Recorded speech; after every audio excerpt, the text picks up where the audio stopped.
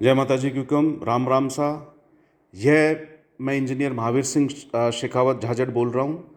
यह मेरा संबोधन झुंझुनू लोकसभा क्षेत्र के सभी नागरिकों के लिए है, जिसके अंदर सहभागी राजपूत परिवार भी आएगा, मूल ओबीसी भी आएगा, SC ST भी आएंगे और अन्य अनारक्षित वर्ग जैसे बनिया, ब्राह्मण, कायस्थ, ये सब लोग भी आएंगे। मैं आपको ये बताना चाहता हूँ कि ये जो नोटा का आंदोलन हमने चलाया है, ये हमारे लिए एक राजनीतिक नहीं, एक सामाजिक आंदोलन है। समाज में आर्थिक, सामाजिक, राजनीतिक, प्रशासनिक असमानता व्याप्त हो गई है। ये उसके खिलाफ आंदोलन है। हमें सबको मिलकर अपनी अपनी पार्टी की विचारधाराओं को त्यागते हुए हमें ये समझना पड़ेगा कि समाज में चारों प्रकार से बाकी अन्य सब जातियों का एक जाति विशेष को छोड़ के आर्थिक, सामाजिक, राजनीतिक, प्रशासनिक रूप से पतन हो चुका है। हम अगर नोटा को बटन 9वें नंबर पर दबाएंगे, उससे क्या फ़ायदा होगा मैं आपको समझा रहा हूँ।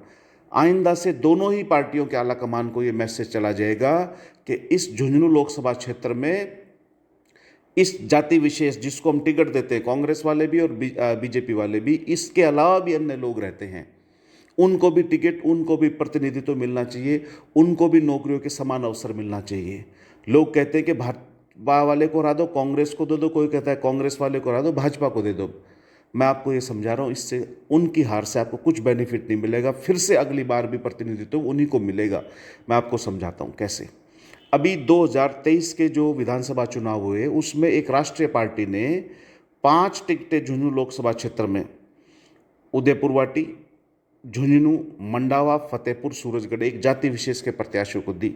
वो पांचों के पांचों हारे, फिर भी लोकसभा की टिकट उसी जाति विशेष के प्रत्याशी को दी। इससे साफ साफ जाहिर हो रहा है, बेशक उनको हरा लो, पर फिर वो टिकट उन्हीं को देंगे।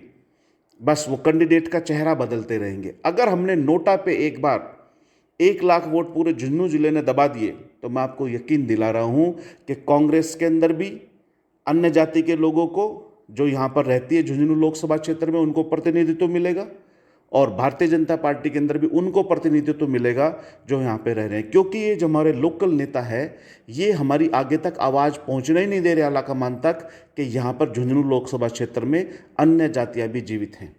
इसलिए मेरा आप सबसे आग्रह है कि आप अपनी अपनी छोटी छोटी विचारधाराएं उनको त्याग के दोनों ही पार्टियों का बहिष्कार करते हुए कल यानी 19 अप्रैल को सुबह 7 बजे से लेकर शाम के 6 बजे तक नोटा पर मत देने का एक विश्व कीर्तिमान स्थापित कीजिए, ताकि ये न्यूज़ भारत ही नहीं अपितु पूरे संसार की मीडिया में जाए कि झुंझुनू लोकसभा क्षेत्र के एक जाति विशेष के अलावा अन्य सब समाज उससे नाराज है, क्योंकि समाज में आर्थिक, सामाजिक, राजनीतिक और प्रशासनिक असमानता व्याप्त हो गई है। 80 से 90% तक कब्जा संसाधनों पर एक जाति विशेष का हो गया है। अब ये आंदोलन की शुरुआत ऐसे ही होती है। आपने जो भी संसार में रिवॉल्यूशन देखी है, वो असमानता के खिलाफ हुई है, चाहे वो फ्रेंच रिवॉल्यूशन हो, चाहे वो अन्य कोई रिवॉल्यूशन हो।